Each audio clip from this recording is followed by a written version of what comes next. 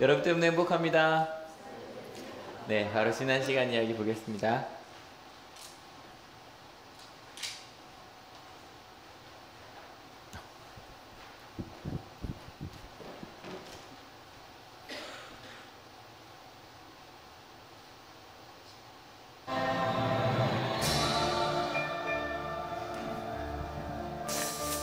네, 드디어 14장으로 넘어왔습니다. 3달 만에 3달 넘어왔고요. 실은 마태복음 혹시 전체가 몇 장인지 아시는 분 계세요? 역시 권사님 28장가 딱 나오시네요. 실은 성경을 읽을 때 그 맥락을 아는 것도 되게 중요해요. 그래서 성경을 읽을 때 아마 다양하게 읽는 방법이 있어요. 통독이라는 것도 있죠. 그래서 쭉 읽어가는 거예요. 그 다음에 보통 성경 공부를 한다 그러면 그것도 뭐 자세히 보는 것 같지만 뭐 성경 공부라 그러면 이렇게 통독보다는 조금 천천히 보죠.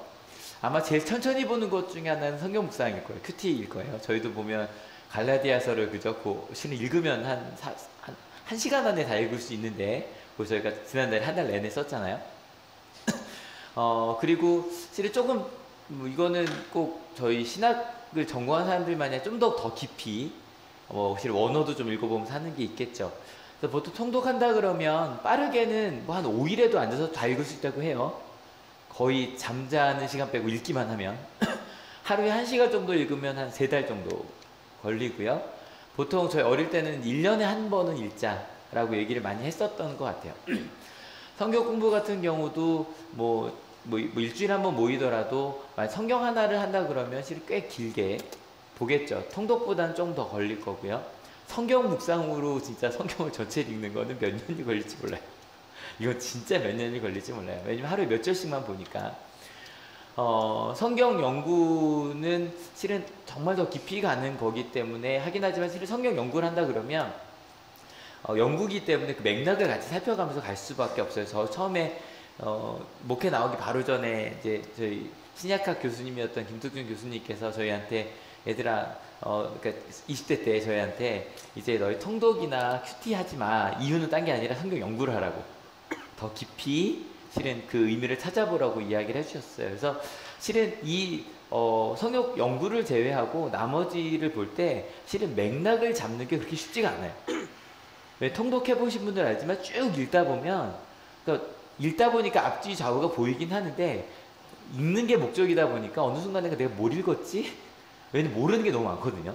훅 그러니까 이것도 통독을 정말 뭐 수십 번을 반복하다 보면 이제 반복이 되면서 익숙해지는 거죠. 실은 저희처럼 주일 오전에 한 장을 지금 7주 동안 읽었잖아요. 그러니까 8주 만에 오면 지금 이게 지금 어떤 맥락에서 오는지 잘 이해가 안 되기가 쉬워요. 그래서 항상 한 번쯤 그 흐름을 짚어주는 게 되게 중요하고요. 그래서 그 흐름 속에서 이 의미는 뭐지? 묻는 것들이 되게 중요해요. 실제로 이 마태복음을 쓸 때도 마태복음이라는 건 보통 예수님께서 태어나신 걸 AD 1년이라고 보죠. 요즘에는 한 BC 4년 정도로 보긴 하는데 AD 1년쯤에 이제 예수님께 태어나셨고 AD 30년경에 예수님이 활동을 하셨고 근데 마태복음은 한 80년쯤 쓰여졌다고 보거든요. 예수님께서 돌아가시고 부활 승천하신 다음에 한 50년 지난 다음이죠. 왜 쓰여졌는가 뭐 여러 가지 이유가 있겠지만 실제로 마태가 이렇게 썼어요. 같이 읽어볼게요. 준비 시작. 아브라함의 자손이요 다윗의 자손인 예수 그리스도의 계보는 이러하다. 그러니까 실은 처음에 시작을 예수 그리스도의 실은 그 족보부터 시작을 해요. 그 이유가 예수 그리스도가 어떤 분인지를 이야기해 주기 위해서 쓴 책이 바로 마태복음이에요.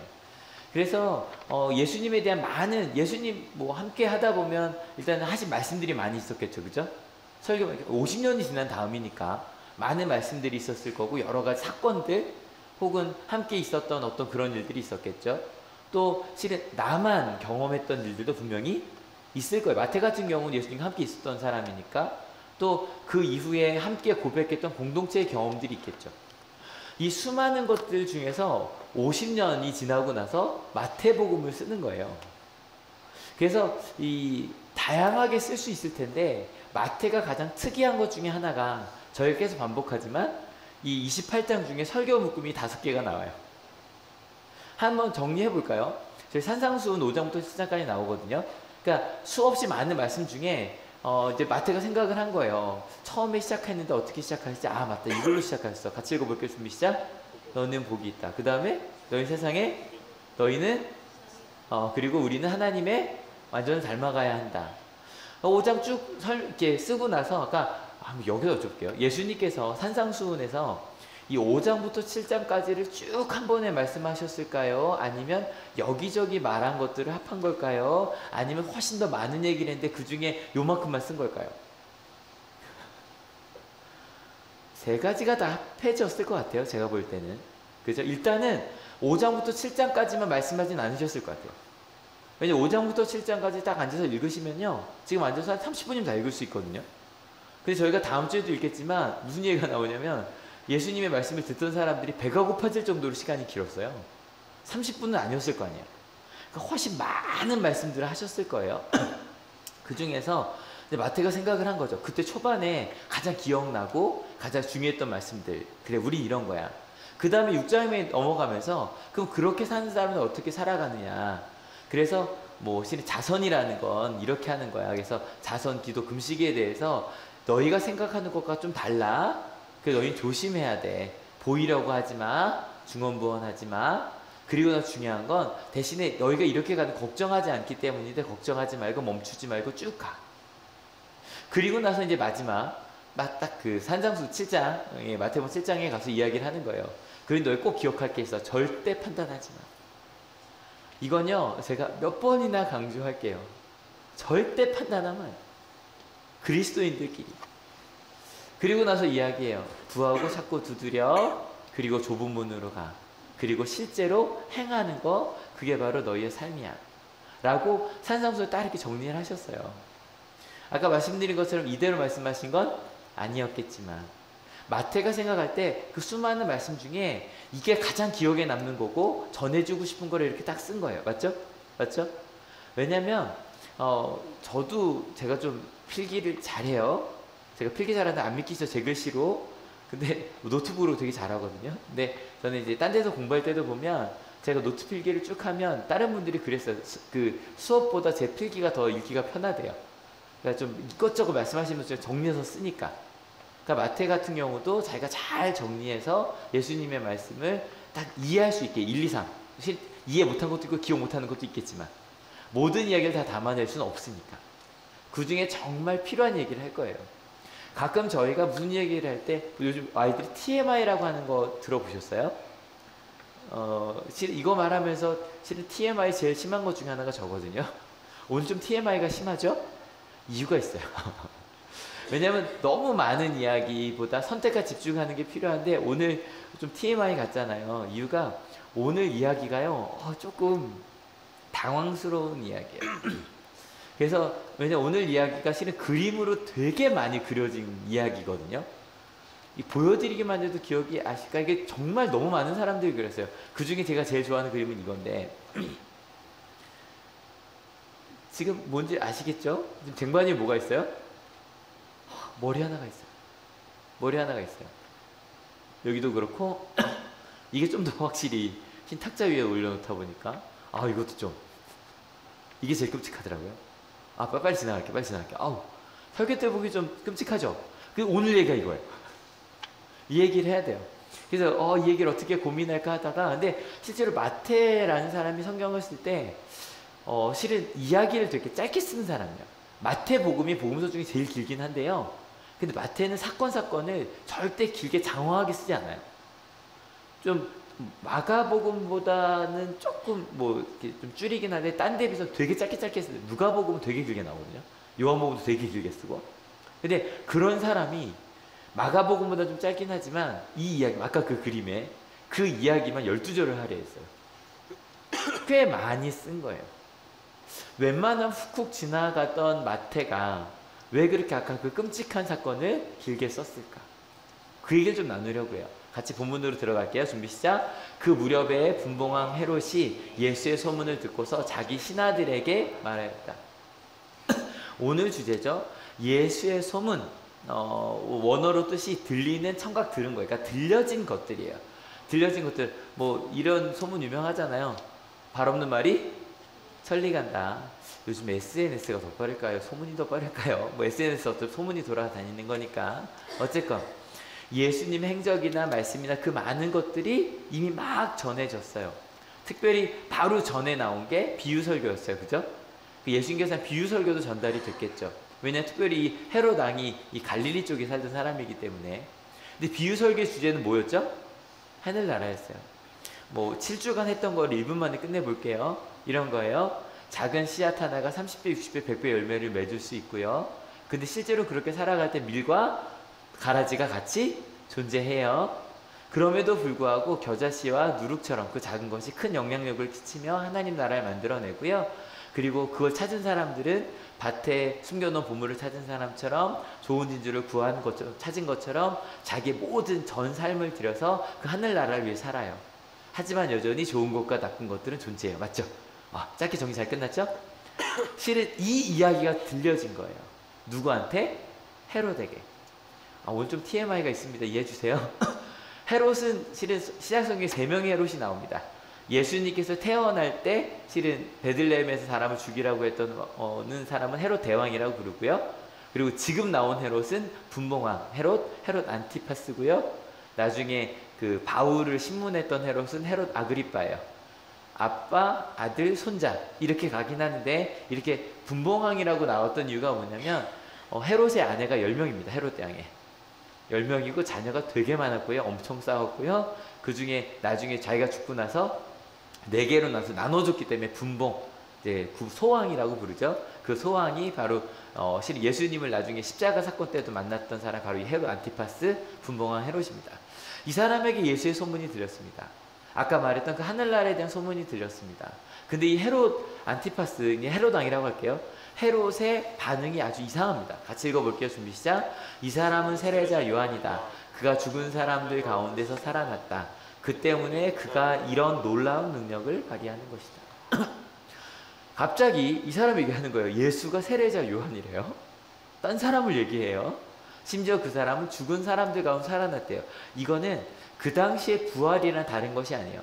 하나님의 정말 너무너무 의로운 사람들. 그 사람들이요. 만약에 의롭게 살다가도 억울하게 죽을 수 있다 없다? 있죠. 그 억울하게 죽은 사람들을, 왜냐면 지금 저희가 생각하는 대로 죽으면 영혼이 쭉 가서 천국에 간다고 그 당시 생각을 못했던 때예요. 그 천국에 대한 걸 전혀 모르던 때예요. 그래서 그 사람들이 다 그냥 스올이라고 하는 죽은 자들의 세계로 가요. 그곳은 천국도 지옥도 아니에요. 그러니까 그곳에 있는 게 말이 안 되잖아요. 그래서 하나님께서 이 의로운 사람들을 부활시키셔서, 근데 이 세상은 아니에요. 그 고린도서 15장을 보면 우리도 변화하고 그들도 변화하여 살아가는 그 하나님의 나라가 오면 살아나게 하실 거라고 믿고 있었어요. 이게 실은 제일 큰 바리새인들이 부활이 있다고 믿은 이유가 이것 때문이에요. 자기들은 의롭게 살다 죽었는데, 심지어는 전쟁을 하다 죽었는데, 그것도 전에 말씀드렸잖아요. 그 안식일 날은 싸울 수 없어서 3,000명이 몰살을 당하거든요. 싸울 수 있는데 율법을 지키기 위하여. 그런 사람들이 이렇게 죽는 게 말이 안 되는 거예요. 그 사람들이 부활할 수 있다고 믿었어요. 이해가 되시죠? 그러니까 이 세례자 요한은, 그러니까 여기 보니까 2가지 사실이 나와요. 세례자 요한이 살아났다는 건 이미 세례자 요한이 죽었다는 얘기예요. 두 번째, 지금 헤롯 왕은 세례자 요한을 누구라고 생각하고 있어요? 의로운 사람이라고 생각하고 있는 거예요. 맞죠? 그래서 다시 살아날 수 있다고 믿고 있는 거예요. 그러면 여기까지 꼭 기억해 주세요. 헤롯은 요한이 죽었고 그 죽은 요한이 살아날 만큼 의로운 사람이라고 믿었다는 거예요. 여러분, 우리가 하늘나라를 이야기할 때 특별히 세례자 요한이 제일 많이 얘기한 것 중 하나가 회개하여라 하나님 나라 왔다였거든요. 그 하나님의 나라를 이야기할 때 회개 하나님 나라 가까웠다, 이 얘기 누구도 하셨죠? 예수님도 하셨어요. 그리고 바로 우리 비유설교 7개의 주제가 뭐였죠? 하늘나라였어요. 그 이야기를 듣고 나니까, 이거 세례자 요한이 제일 많이 하던 얘기거든요. 그래서 똑같은 얘기를 저 사람도 하는구나, 혹은 저 사람은 부활한 게 아닐까라고 생각을 한 거예요. 그럼 요한이 어떻게 죽었는가? 아까 그 그림이 잠깐 나와 있었거든요. 그 이야기를 좀 더 읽어보도록 합시다. 준비 시작. 헤롯은 일찍이 자기 동생 빌립의 아내 헤로디아의 일 때문에 요한을 붙잡아다가 묶어서 감옥에 가둔 일이 있었다. 근데 좀 이상하죠? 아까 분명히 헤롯은 세례자 요한을 어떤 사람이라고? 의로운 사람이라고 생각했어요. 그죠? 그런데 문제는 헤롯이 자기 동생의 아내를 뺏었어요. 이게 정확히 왜 그랬는지는 잘 알 수가 없어요. 이것 때문에 굉장히 많은 소설들이 나왔습니다. 왜냐하면 이 헤로디아의 딸이 살로메고요. 그래서 거기에 영화도 나오고 되게 많이 나온 게 실은 이 이야기 때문이에요. 아무튼 근데 거기에 대해서 헤롯은 분명 그러니까 얘기하는 거예요. 세례자 요한은 동생이 살아 있었거든요. 살아 있는 동생이 힘이 세다고. 왜냐 그 동생은 왕이 못 됐으니까. 힘이 세다고 아내를 뺏은 건 옳지 않습니다. 근데 여러분 생각해 보면 그 당시에 로마에서는 권력을 가진 사람들은 그런 일을 했다 안 했다? 했다. 로마에서만? 실은 지금도 그죠? 지금도 100년 전만 해도 힘이 있으면 마음대로 뺏었단 말이에요. 근데 세례자 요한 얘기하는 거예요. 최소한 하나님의 백성은 그러면 안 된다는 거예요. 이해가 되시죠? 그러니까 이 헤롯 왕은 야, 난 헤롯 왕인데 우리 아빠는 10명이나 있었는데 아내가 내가 저거 하나 뺏는다고 그게 문제가 된다고? 내 동생 건데? 내 건데? 이런 생각을 그 사람 하고 있었던 거예요. 근데 얘기하는 거죠. 왜냐하면 우리의 주인은 당신이 아니라 누구시니까? 하나님이시니까. 당신은 그렇게 행동하면 안 된다는 거예요. 여러분 이게 되게 놀라운 점이에요. 다윗이 하나님을 로드라고 불러요. 나의 하나님, 나의 하나님, 나의 주님이라고 불러요. 원래 그 LORD, 큐리어스, 그 단어 아도나이라는 단어 자체는 왕한테 하는 거거든요. 근데 다윗 때부터 신앙인들의 전통이에요. 우리의 왕은 하나님이십니다. 그러니까 세상에 어디로 가든 우리 하나님의 뜻대로 가야만 합니다. 게다가 이 세례자 요한이 눈치도 없어요. 같이 읽어볼게요. 준비 시작. 그것은 요한이 헤롯에게 그 여자를 차지하는 것은 옳지 않습니다라고 여러 차례 말하였기 때문입니다. 여러분 다시 웬만큼 눈치 있으면 그래도 명색이 자기가 예언자니 가서 틀렸다고 한두 번은 말할 수 있어요. 그죠? 그리고 실은 이 사람도 내가 틀렸다는 걸 아니까 한두 번 얘기하면 그래 하지만 한 번만 더 말하면 너 죽을 수 있어. 그쯤 되면 서로 이제 타협하면 예언자도 난 말했어. 그죠? 그리고 나도 알긴 한데 어쩔 수 없어 이러면 된단 말이에요. 근데 예세례 전 멈추질 않아요. 여러 차례 말해요. 그러고 나니까 이 헤롯이라는 사람이 되게 뭐래 좀 웃긴 사람이에요. 같이 읽어볼게요. 준비 시작. 그래서 헤롯은 요한을 죽이려고 하였으나 민중이 두려워서 그렇게 하지 못하였다. 그것은 그들이 요한을 예언자로 여기고 있었기 때문이다.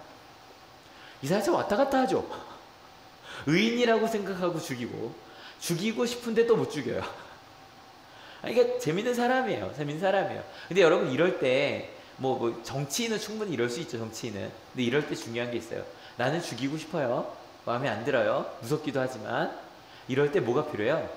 누군가가 가서요. 옆구리를 쿡 한번 찔러주면 돼요. 그 여건을 좀 만들어주면 돼요. 그래서 사극이나 그런 데도 보면 나쁜 일인데 왕의 의중을 읽고 나쁜 일을 하게 하는 사람들이 나와요. 그리고 나서 왕이 어떻게 하냐면 와 잘못했다 그러고 잠깐 유배 보냈다가 1년 만에 돌아와서 엄청난 일을 시키죠. 그러니까 그런 사람들이 있어요. 옆구리를 찔러주는 그런 일을 누가 하냐면 좀 길죠. 같이 읽어볼게요. 준비 시작. 그런데 마침 헤롯의 생일에 헤로디아의 딸이 손님들 앞에서 춤을 추어서 헤롯을 즐겁게 해주었다. 그리하여 헤롯은 그 소녀에게 청하는 것은 무엇이든지 주겠다고 맹세로서 약속하였다. 소녀는 자기 어머니가 시키는 대로 말하였다. 세례자 요한의 머리를 쟁반에 담아서 이리로 가져다 주십시오. 어후, 끔찍하죠. 끔찍하죠. 근데 헤로디아가 헤롯의 실은 옆구리를 쿡 찍어준 거예요. 뭐 머리 올려준다고 하죠. 머리 올려준다고 하죠. 여러분 이런 일이 재판 없이 가능할까? 가능해요. 몇십 년 전에도 몇 년 전에도 한국에서도 그리고 실은 지금 전 세계에 있는 많은 나라에서도 이루어져요. 참 두려운 일이죠. 두려운 일이죠. 더 읽어볼게요. 준비 시작. 왕은 마음이 괴로웠지만 이미 맹세를 하였고 또 손님들이 보고 있는 앞이므로 그렇게 해주려는 명령을 내리게 되더라. 제가 왜 웃었는지 아시겠죠? 또 괴롭대요. 그러니까 이런 사람인 거예요. 근데 보면 우리 뜻대로 그렇지 않아요? 뭐가 옳은지는 아는데 나쁜 일은 하고 있고 하지 말라 그러면 또 싫고 또 마음속에서 옳은 일을 하려다 보면 또 마음에 안 들고 누가 쿡 찔러줘서 하면서도 그럼 또 안 될 것 같은데 또 말하고 그러니까 그런 사람이 헤롯이었던 거예요. 꼭 우리 같은 사람들이죠. 근데 그 많은 그림들이 그려진 이유도 실은 이게 상상할 만한 게 되게 많잖아요. 그래서 이런 것 때문에 수없이 많은 이건 이것 때문이야 저것 때문이야 막 그런 많은 그림들이 그려졌던 거예요. 근데 그 다음에 같이 읽어볼게요. 준비 시작. 그래서 그는 사람을 보내서 감옥에서 요한의 목을 베게 하였다. 그 머리를 쟁반에 담아서 가져다가 소년에게 주니 소년은 그것을 자기 어머니에게 가져갔다. 진짜 끔찍한 이야기죠. 끔찍한 이야기죠. 제가 오늘 이야기를 시작하면서 성경을 읽을 때 성경의 맥락을 보면 되게 좋다 그랬어요. 이야기의 흐름을. 게다가 오늘 이야기는 5개의 설교 묶음 중에 3번째 설교 묶음, 나름 중요한 거겠죠, 그죠? 설교 묶음 바로 다음에 나온 얘기란 말이에요. 바로 다음에. 여러분 성경을 읽을 때 3가지 은혜의 통로를 기억해 주시면 되게 좋아요. 묵상하는 방법이기도 연구하는 방법이기도 한데, 첫 번째는요, 성경 사건의 시점에서 생각해 보면 좋아요. 저희는 지금까지 이 시점에서 본 거예요. 그죠? 헤롯의 시점과 헤롯의 마음과 그 주변에 있는 헤로디아의 마음과 사람들의 마음, 이해가 되셨죠? 그럼 이거를 성경이 쓰여지던 AD 80년 마태가 쓰여진 시점으로 좀 옮겨봅시다. 마태는 저는 그 생각했어요. 이거 나중에 애들도 읽을 건데 이거 읽을 때 조금 그렇지 않아요? 이런 거 안 봤으면. 근데 아마 이것도 요즘 생각이고, 예전에는 그 정도, 이거 그거 아시잖아요. 동화 같은 거 진짜 잔인하다고요. 동화 진짜 잔인하고 이건 잔인한 것도 아닐 테지만 아무튼 그럼에도 불구하고 마태는 왜 이 가장 중요한데 이걸 썼을까를 생각해 봤어요. 왜 썼을까요? 하늘나라에 대해서 그렇게 아름다운 비유 설교를 쓰고 난 다음에 그 뒤에 왜 이 이야기를 썼을까요? 왜? 왜냐면 세례자 요한의 죽음 꼭 이때가 아니란 말이에요. 딴 데 써도 됐거든요. 왜 이때도 썼을까요? 왜 딱 요 부분에 썼을까요? 이유가 있어요.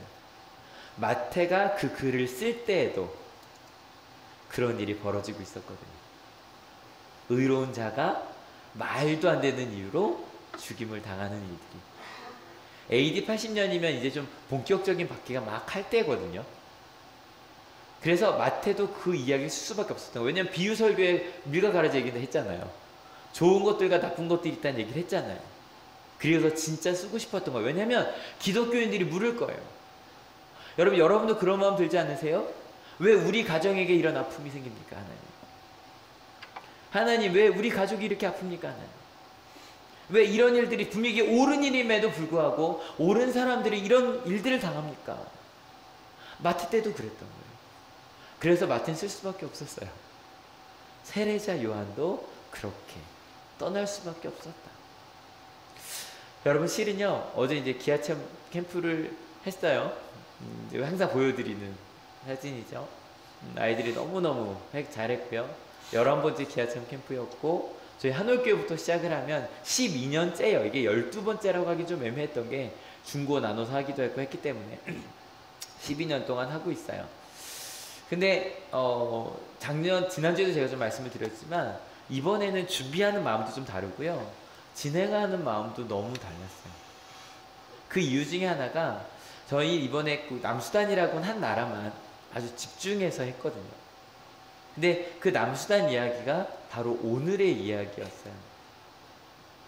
실은 그전에는요, 이렇게 5개 대륙으로 나눠서 했었어요. 그리고 그 다음에는 작년까지 5개 나라. 근데 한 나라로 하니까 이게 좀 이렇게 와닿는 게 좀 다르더라고요. 그리고 지난주 말씀드린 것처럼 그 리더 아이들이 읽으면서 좀 자기도 충격을 받는 거예요. 정말 이유도 없이 나쁜 일을 당하고, 이유도 없이 죽임을 당하고, 이유도 없이 집에서 쫓겨나야 하고, 그냥 내가 다른 종족이란 이유로 맞고. 근데 실은 거기에 대해서 이유를 댈 수도 있겠죠. 돈 때문이다, 아니면 권력 때문이다, 욕심 때문이다 말할 수는 있겠지만, 최소한 고통받는 사람에겐 내가 원인이 아니란 말이에요.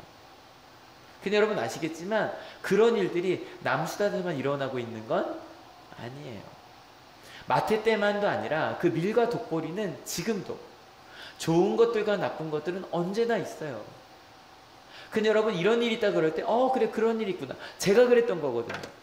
그래 아프리카에 그런 나쁜 일이 있지, 그런 마음 아픈 일이 있지, 맞아 그런 일이 있었어, 아니 지금 일어나고 있대. 실은 5개 대륙 할 때도 5개 나라를 할 때도 잘 몰랐어요. 근데 이번에 저도 이거 처음 알아. 딩카족, 뭐 누에르족. 그래서 뭐 남수단의 딩카 이걸 왜 알았겠어요? 정말 알 일도 없는데 딩카족이라는 게 35%, 누에르가 15%인데 그 둘이 싸우고 있어요. 근데 좀 부러웠던 게 딩카족이요. 평균 키가 192. 성인의 남자가. 근데 전쟁이 일어나면서 영양이 불균형이 돼서 평균 키가 많이 작아졌대요. 180.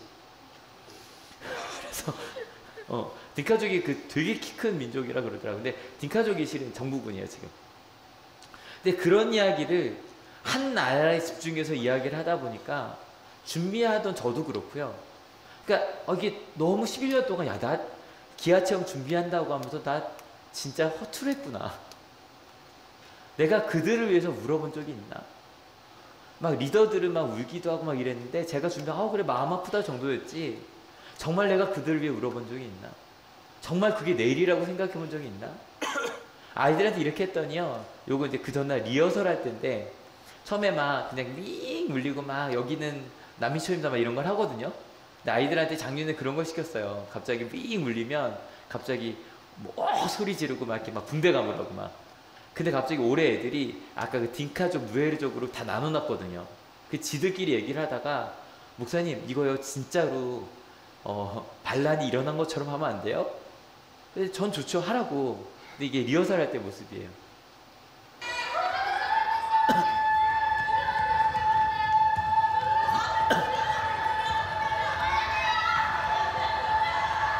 반란군이 막 앞으로 나오는 거예요.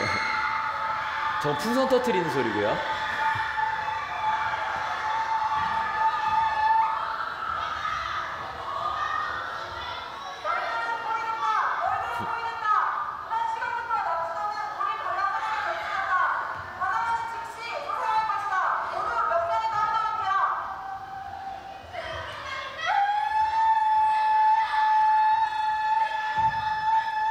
누가 소리 지르는 거 들리세요?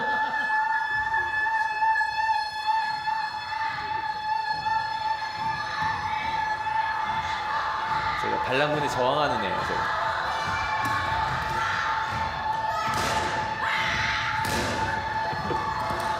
총 맞아 죽었어요. 그리고 이제 정부군이 오는 거예요.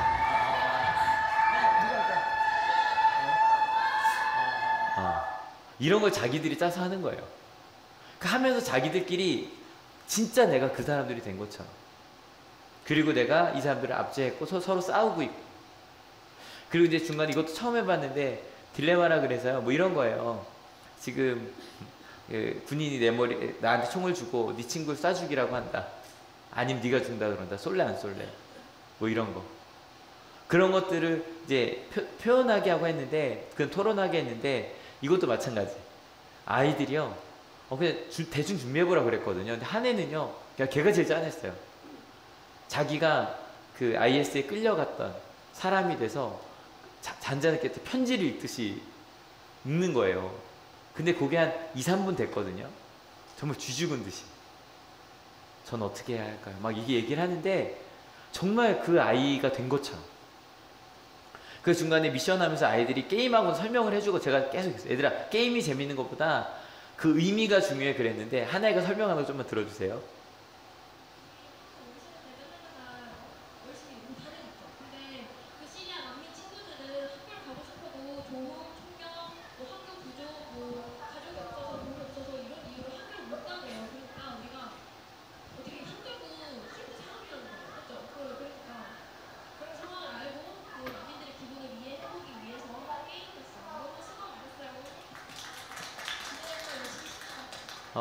실은 되게 배고팠어요.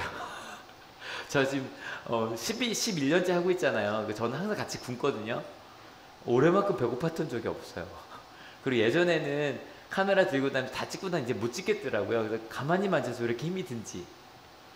근데 실은 정말로 그 아이들을 위해서 최선을 다해 준비하고 전하고 얘들아 우리 이런 세상을 바꾸자라고 이야기를 하는 이 친구들과 함께 할 수 있어. 특별히 이게 가능한 게 우리 한옥교회 청년부 때문이에요.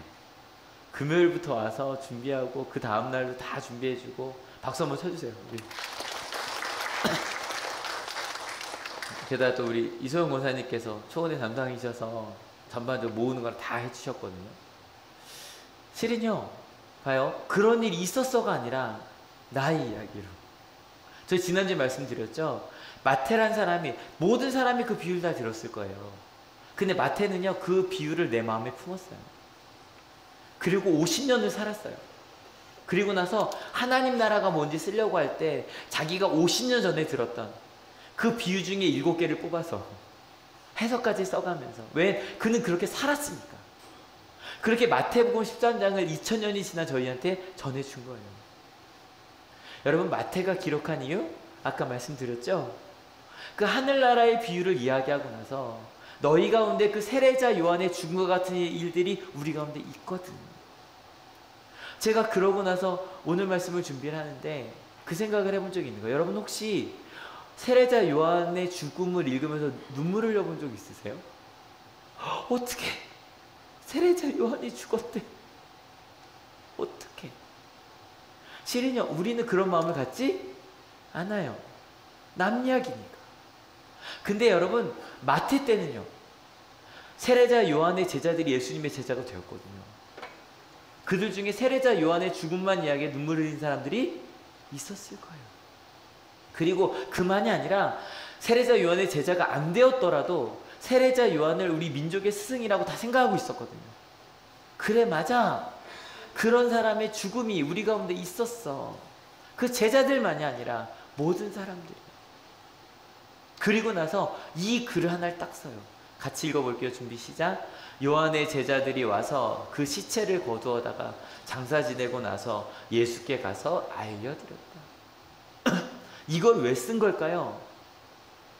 왜 세례 요한의 제자들이 스승의 신을 안장하자마자 예수님을 왜 찾아간 걸까요?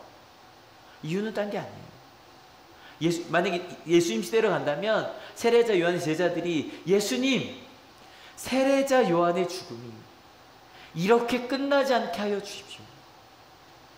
세례자 요한의 이야기를 당신도 하고 계시니, 회개하여라 하나님의 나라가 가까이 왔다는 얘기를 당신도 하고 계시니, 이 죽음이 끝이 아니게 당신이 세례자 요한의 이야기를 계속해 주십시오. 그 마태는 이야기를 왜 쓴 걸까요? 똑같은 거예요. 세례자 요한처럼 죽은, 아니 실은 세례자 요한보다 더 아픈 십자가에서 죽은 예수님의 죽음이 여기가 끝이 아니게 해달라. 여러분, 가끔 저희가 이럴 때가 있어요. 은혜 받았다고 울고 끝날 때가 있다고요. 마음 아파하고 끝날 때가 있다고요. 세례자 요한이 가서 그렇게 이야기한 이유는 같이 울어달라는 게 아니에요. 여러분, 세 가지 은혜의 통도, 첫 번째 예수님 시대, 성경의 시대, 두 번째 쓰던 시대에 이야기했잖아요. 마지막 통로가 있어요. 바로 뭐냐면 지금 바로 우리에게는, 지금 바로 우리에게는. 실은 저는 남수단 이야기가 지금 2019년 지금 있는 일이지만 솔직히 우리 이야기로 아직도 잘 안 느끼잖아요. 그 우리 묻는 거예요. 남수단 이야기가 진짜 우리의 이야기라면 지금 현재 우리는 어떻게 해야 될 것인가? 이게 저희가 처음에 막 우물 파고 그럴 때는 환경에 대한 게 강했거든요. 그래서 우리 물도 좀 아끼고 막 이런 얘기 많이 했다고요. 근데 지금도 이렇게 당하고 있는 너무너무 안타까운 이들이 많다면 진짜 우리는 무엇을 해야 될 것인가? 여러분, 앞서 헤롯의 두려움 기억하세요? 헤롯이 왜 두려워했다 그랬죠? 누가 부활할까봐? 세례자 요한이 부활할까봐. 여러분, 실은요, 세례자 요한이 부활하는 순간에 어떻게 되냐면, 나는 세례자 요한의 이야기를 듣기 싫어서 죽였거든요. 근데 세례자 요한이 부활을 하는 순간에 더 이상 그건 끝이 아닌 거예요. 오히려 새로운 시작이 되는 거예요. 진짜로 세례자 요한이 얘기했던 그 하늘나라는 난 내가 죽임으로 끝난 줄 알았는데, 그 세례자 요한의 선포한 하나님 나라가 진짜로 이 가운데 이루어진다? 실은요, 세례자 요한의 제자들도 예수님께 가서 그 부탁을 한 거예요. 요한이 선포한 하나님의 나라가 이루어질 수 있게 하여 달라. 실은 여기 우리 청년들 중에도 실은 우리 소정이가 고2 때 처음 시작했어요. 그죠? 기아 체험을 12년 됐거든요. 그러니까 청년들이면 거의 한 번쯤 다 경험을 했던 한월의 청년들이라면, 실은 우리도 마찬가지인 거예요. 여러분, 저희가 맨날 기아체험 우리 초원에, 그 다음에 한올교회 항상 주제에 들어가는 이유가 저희가 시작한 거거든요. 2008년에. 그러니까 월드비전과 갖고 와서 시작을 했고 연결이 돼서 간 거기 때문에. 그래서 학교에서는 초원회가 주축이 되지만 한올교회 같이 간다고, 청년들이 항상 같이 간다고요. 여러분, 우리의 사명도 그런 것이 아닐까. 깨달음이 있다면 공감으로 그래 하나님이 나를 위해 죽으셨지 눈물을 흘리며 끝날 것이 아니라, 아니면 예수님의 십자가 저렇게 아팠지 그러고 울면서 끝날 것이 아니라, 진짜로 우리는 어떻게 살아가야만 하는가, 한올교회는 어떻게 살아가야만 하는가, 우리는 가정에서, 학교에서, 직장에서 어떻게 살아가야만 하는가, 나는 무엇을 해야만 할 것인가, 그것을 만들어가는 것이 우리의 이야기가 아닐까. 실은 만약에 오늘 이 헤롯의 이야기를, 세례 요한의 이야기를 기아체험과 함께 준비하지 않았다면 훅 지나갔을 것 같아요. 근데 기아체험과 함께 준비하면서 세례자 요한의 제자들이 장사를 지내고 나서 예수님께 찾아왔던 얘기가 마음을 울리는 거예요. 아, 이게 끝이 되면 안 되는구나. 여러분, 오늘 주제가 뭐였죠? 예수의 소문이었어요. 여러분, 저희는 지금 어찌 보면 소문이라는 게 딴 게 아니라 들은 거예요. 저희는 예수의 소문을 지금 들으신 거예요. 마태복음을 통해 예수의 소문을 들으셨어요. 저희는 어떤 자리에 설까요? 실은 저 포함해서 자꾸 헤롯의 자리에 서지 않아요? 듣고 나면 좀 불편해, 그죠? 좀 불편해.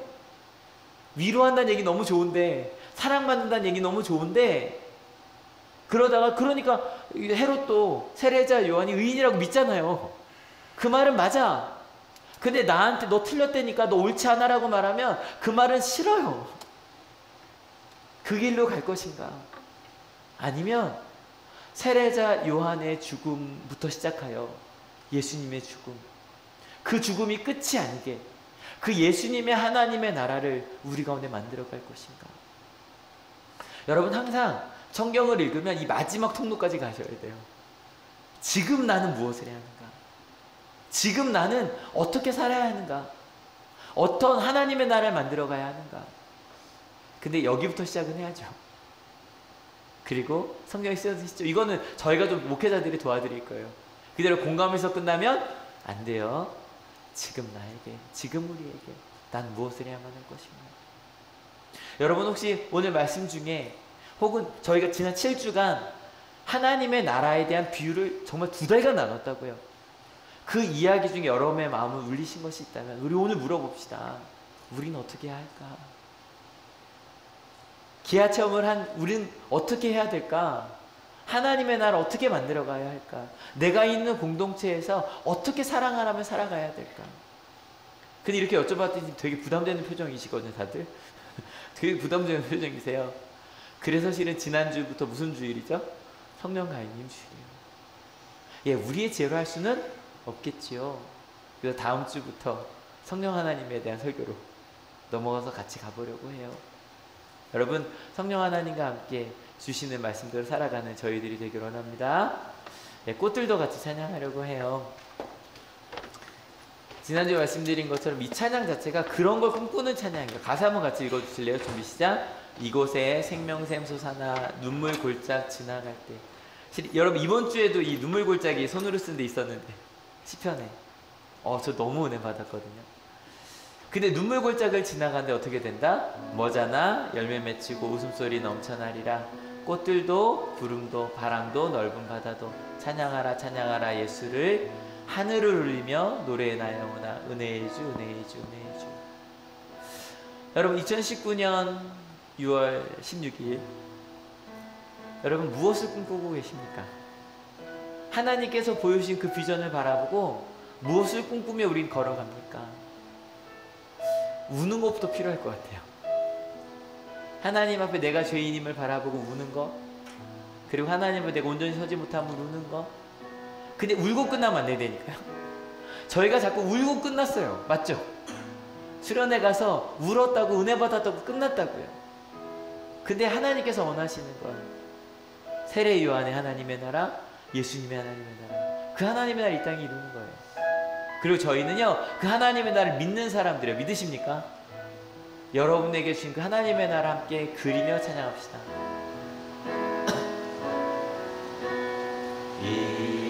이곳에 생명샘 솟아나 눈물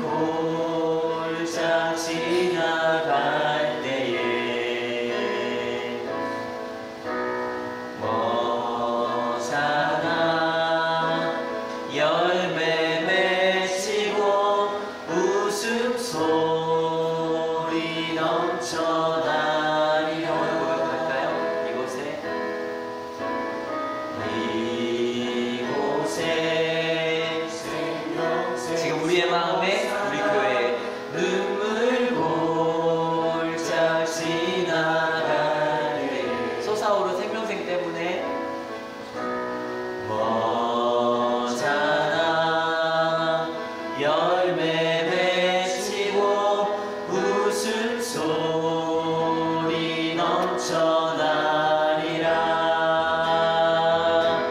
꽃들도 구름도 바람도 넓은 바다도 찬양하라 찬양하라 예수를.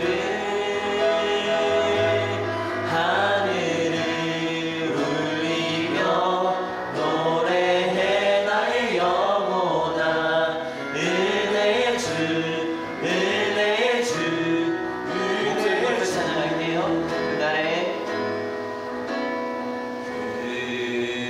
그날에 하늘이 열리고 우는 이가 보게 되리라.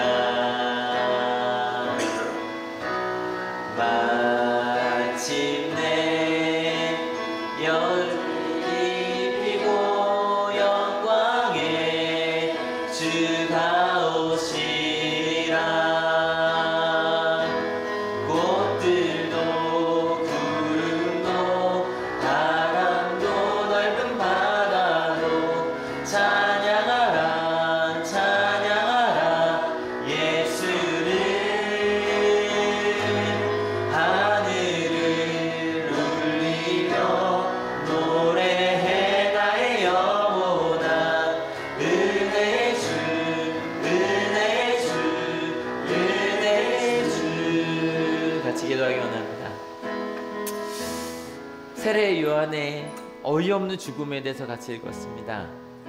근데 그 이야기를 마태는 꾹꾹 눌러가며 썼습니다. 왜냐하면 헤롯이 되지 말라고. 헤롯처럼 두려워도 하고 고민도 하고 무서워도 하지만 결국은 자기의 뜻대로 갔던 헤롯처럼 가지 말라고. 우리가 그 길로 가면 또 다른 세례자 요한이 죽임을 당할 수밖에 없다고. 그러면서 기록했습니다. 세상은 그렇지만 우리는 다른 길을 가자고. 그가 꿈꾸었던 나라 세례자 요한이, 또 이어 예수님께서 꿈꾸신 그 하나님의 나라, 그 나라를 꿈꾸는 우리가 되자고. 울고 끝나는 것이 아니라 그 하나님의 나라를 진짜로 이 땅에 만들어내자고, 사랑하는 하나님의 나라를 만들어내자고. 여러분, 그 마태의 이야기를 내 가슴속에 품고 그렇게 살겠노라고 같이 기도하기 원합니다. 같이 기도하시겠습니다. 하나님, 우리 가운데 주님께서 주신 그 하나님의 그냥 하나님 먼 나라 이야기처럼 들었습니다. 한 번도 울어본 적도 없네요. 세례자 요한이 떠나간 것을 아파하지 않았어요. 내 이야기가 아닌 것처럼, 다른 나라 이야기는 내 이야기가 아닌 것처럼, 심지어 내 옆에 있는 사람들이 아파하는 것도 내 이야기가 아닌 것처럼, 그저 아무 일도 없는 것처럼 살았던 우리에게 마태는 이야기해 줍니다. 세례자 요한의 죽음을 함께 슬퍼해야 한다고. 세례자 요한의 죽음은 단지 개인의 죽음이 아니라 우리의 죽음이었다고. 그의 뜻을 이어 예수님께서 가셨던 것처럼 우리도 그 뜻을 이어 함께 가야만 한다고. 예수 그리스도의 복음, 예수님께서 원하신 그 하나님의 나라를 이 땅에 이루어야만 한다고. 우리가 눈물로 끝나는 것이 아니라 눈물 넘어 세상을 그렇게 만들어내야 한다고. 아프지 않은 곳, 모든 아픈 사람들이 그것을 위로를 얻는 곳, 우리가 사랑을 베푸는 곳, 예수님께서 선언하셨던 것처럼 가난한 자가 복이 있고 울고 있는 자가 위로를 받으며 구의 여김을 받으며 하나님의 뜻 가운데 의 때문에 핍박받은 자들이 하나님의 나라를 차지하는 곳, 그것이 바로 하나님의 나라가 되어야만 한다고. 그 사랑을 이루어내야만 한다고 말씀하시니까 하나님의 은혜를 하나님의 사랑 마음에 품고 살아가는 저희 모두가 될 수 있도록 주님 인도하여 주시옵소서. 주님, 한 번도 세례자 요한의 죽음을 아파한 적이 없었습니다. 한 번도 내 주변에 아파하는 이들의 아픔을 그냥 그랬구나, 힘들겠다 그러고 지나갔지. 그 이야기를 알게 하신 것이 혹시 하나님께서 우리에게 사랑을 나누라고 주신 하나님의 사인이라고 생각하지 않고 지나갔었습니다. 기아 체험을 11년 동안 진행하면서도 정말 그들을 위해 울어본 적이 있는가? 정말 그들을 위해 우리의 삶을 바꿔낸 적이 있는가? 주님, 세례자 요한의 제자들이 스승을 장례 치르고 예수님께 나아갔던 것처럼 마태복음의 마지막에 예수 그리스도의 죽음과 부활을 쓰고 나서 세상 끝까지 함께 하신다고 하셨으니 우리 그 길 가자 라고 마태복음을 마칩니다. 그 예수의 소문을 저희가 들었습니다. 그리고 예수님을 믿었습니다. 그래서 이제는 그곳에서 멈추지 않으려고 합니다. 예수님께서 꿈꾸셨던 하나님의 나라, 오늘부터 돌아가서 내 가정 속에서, 우리 교회 속에서, 우리 학교 속에서, 우리 직장 속에서, 이 사회 속에서 아파하는 이들, 세례자 요한처럼 오름에도 불구하고 핍박을 받는 이들, 그리고 무엇보다 하나님의 사랑이 필요한 이들, 그들을 위해 우리가 어떤 하나님의 나라를 만들어 가야 될지 물으며 가겠습니다. 그리고 주님께서 말씀하신다면 헤롯처럼 그저 고민하고 지나가는 것이 아니라, 괴로워하고 지나가는 것이 아니라 마태처럼 만들어내겠습니다. 근데 주님, 저에게 아직 지혜가 없네요. 주의 성령을 저에게 보내주시옵소서. 주님의 성령을 보내주셔서, 약속하신 성령을 보내주셔서 그 주님의 성령의 음성에 귀 기울이게 하셔서 성령께서 이끄시는 대로, 주님께서 내 마음속에 이끄시는 대로 그 하나님의 나라를 함께 만들어내는 저희들이 되게 하여 주시옵소서.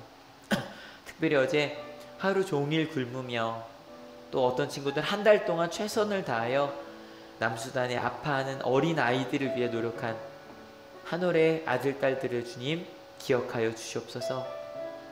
하루의 경험으로 끝나지 않게 하시고 그들이 평생 하나님의 사랑을 나누기 위하여 살아가는 이들이 되게 하실 줄로 믿습니다. 삶의 방향을 바꾸게 하실 줄로 믿습니다. 하나님, 그렇게 우리에게 주신 사랑을 이제 같이 울며 웃으며 꿈꾸며 질문하며 연구하며 공부하며 함께 만들어가겠다고 결단하는 하나님의 귀한 하나님의 사람들 머리 위에 예수 그리스도의 사랑과 하나님의 은혜와 성령 하나님의 인도하심이 지금으로부터 영원토록 함께하옵시기를 간절히 축원하옵나이다. 아멘. 네, 하나님께 감사의 박수 같이 드립니다. 아멘.